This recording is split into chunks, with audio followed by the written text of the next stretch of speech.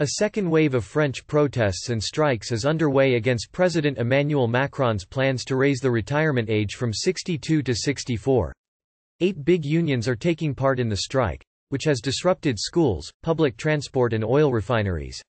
Marches are taking place across France involving hundreds of thousands of people. After a first day of action attracted more than 1 million people. Several cities have seen larger crowds than on the 19th of January. The Macron government is pushing ahead with its pension age reforms in the face of opinion polls that suggest 2/3 of voters are opposed to the changes, which begin their passage through the National Assembly next week.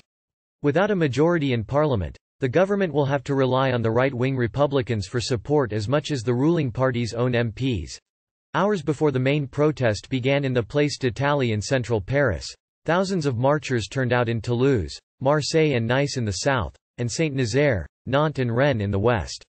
A reported 11,000 police were deployed to cover the demonstrations taking place in a reported 200 towns and cities. Mr. Macron is certain to lose. Far-left leader Jean-Luc Mélenchon copyright Lenchen told reporters in Marseille. Nobody wants his reforms, and the more the days go by the greater the opposition to them. Karima, 62, held up a placard in Paris highlighting that the government's plans hurt women far more than men. Lots of us already have broken careers and will have to work even longer than men in order to have a full pension.